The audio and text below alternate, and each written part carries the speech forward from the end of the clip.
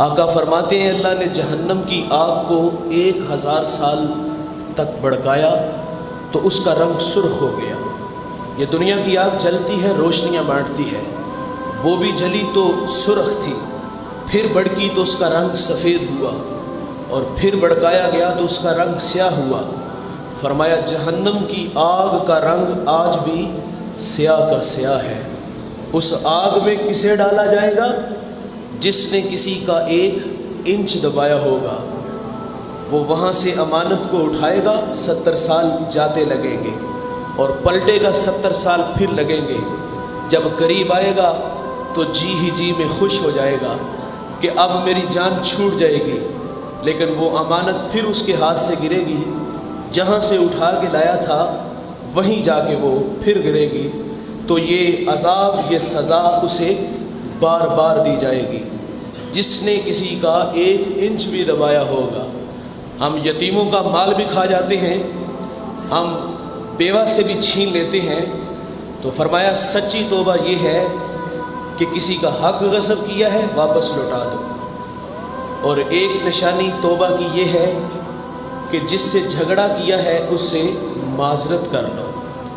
مجھے ایک بوڑھا ملا، تقریباً ان کی عمر 60 برس ہے، اور وہ اپنے غم کی کہانی سناتے ہیں، اپنے بچھڑے لوگوں کی داستان سنانے لگے، اور کہتے ہیں کہ 35 سال ہو گئے میں اپنے بھائی سے کلام نہیں کیا۔ یہ کتنی شرم کی بات ہے کہ بھائی سے زمین کے لیے نہیں جھگڑا ہوگا۔ بچوں پہ جھگڑ پڑے ہوں گے، بچے تو 10 منٹ کے بعد پھر اسی طرح اسی میدان میں کھیلتے ہیں، تو ہم کتنا غلط کام ہے کہ بھائی کو نہیں بلا رہا۔ فرمایا اگر کسی سے جھگڑا کیا ہے تو اس سے معذرت کر لو، اور ایک نشانی یہ ہے کہ آئندہ عزم کرو کہ دوبارہ گناہ نہیں کریں گے۔ اور چھٹی نشانی فرمایا جس طرح نفس کو گناہوں سے فربہ کیا، فرمایا اس کو اطاعت الہی میں لگا دو، محنت و مشقت میں ڈال دو۔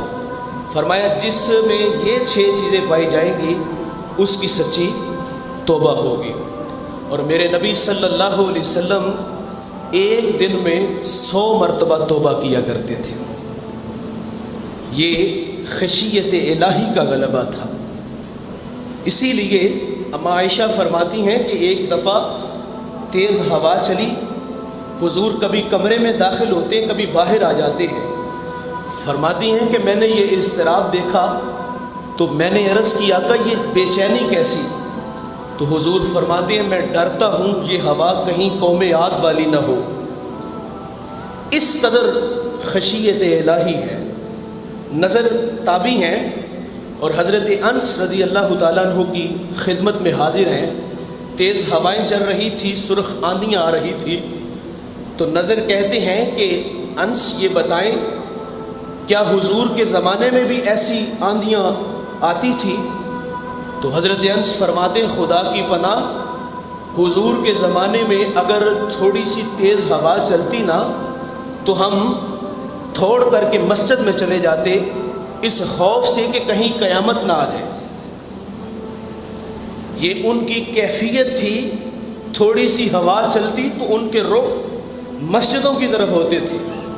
2004 میں منسیرہ سے ضلع باغ تک ایک جھٹکا لگا تھا اور 1 لاکھ انسان کی ہڈیاں ٹوٹ گئی تھی۔ ہم اس منظر کو آج تک نہیں بھولے۔ تیز ہواؤں کا رخ شمالی علاقہ جات کی طرف تھا، پل بھر میں بچے یتیم ہوئے، عورتوں کے سہاگ اجڑے، بہنوں کے ارمان کچلے۔ جو سخاوت کے دیوتا تھے، لوگوں نے صبح کے اجالے میں دیکھا کہ ہاتھوں میں کشکول لیے وہ بھی بھیک مانگ رہے تھے۔